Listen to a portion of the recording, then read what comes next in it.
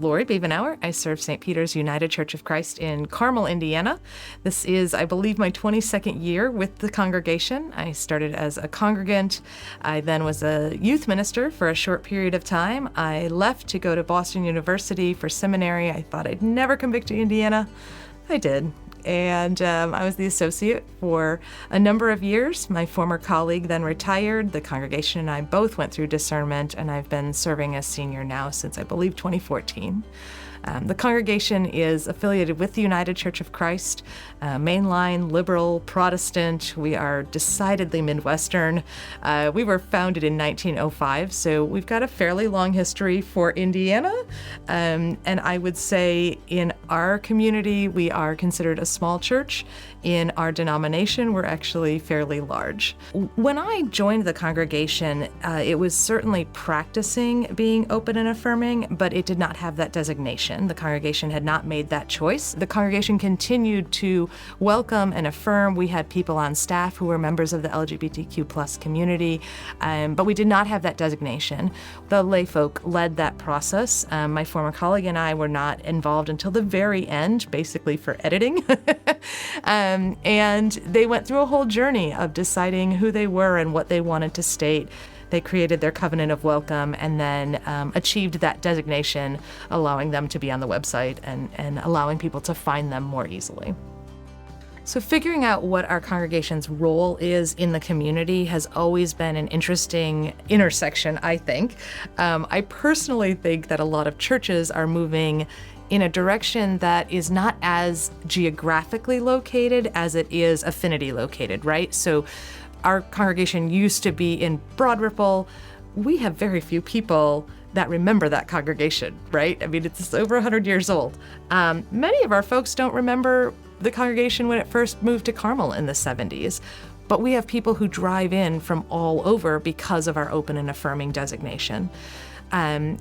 When I first started, Indianapolis only had Pride. Carmel didn't have Pride. Northside suburbs didn't have a Pride event. And so we identified with Pride, and we would go and march in the parade, and we would set up a booth. Our presence was known there, but the distance between Indianapolis and Carmel has grown over the decades. And so I think in recent years, we've really embraced sort of this niche that we are in that Carmel started its own Pride. It was a student-led movement, and we were one of the first two churches there the first year. And now in its third, maybe fourth year, there were, I believe, 4 of us. It's a very slow evolution. When we agreed to be at that event, we recognized that there weren't any others showing up. And the people in the community were, unfortunately, quite shocked to know that there would be a church or 2 that would show up. Just recently, the same thing happened in the other neighboring suburb of Fishers and then in Westfield. So this year we attended 4 different Pride celebrations. All of them had a different character. But we've learned that our role is to show up and to be a witness and just allow both kids and their families to see that there is a faith community that says we love you just as you are.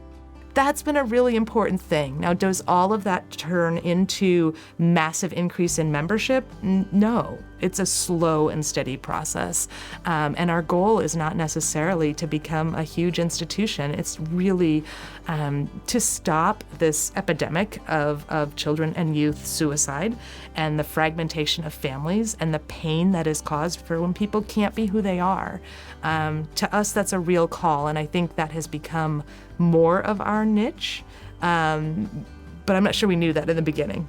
I think one of the biggest things we've learned on our journey with being open and affirming is that it is an evolution, that we did not start where we are now, and we certainly will not stay at this place. There have been things that have changed over time. There have been ways that we communicate that have changed, right? We're no longer advertising in a phone book like we did when I started, right? And our website needs to reflect something different, but it also means that people come to the congregation knowing a lot more than they ever did before. Because of that, we have to be clear about who we are and what that means. And so maybe at the beginning, we had the designation of open and affirming, but we wouldn't have a whole bunch of rainbows. Now there are times throughout the year when all you see are rainbows at our congregation, and that feels like who we are. But then there are other times when our witness is much more subtle. And I think being able to change and to see how we need to evolve in some of these issues, not to get to a certain point, but to recognize that our entire being changes as we learn more and as we engage with people, that's been really fruitful to us. We like to believe that there is a whole bunch that we still don't know about this particular issue and so much more, and it is our responsibility to continue to change as the dialogue grows.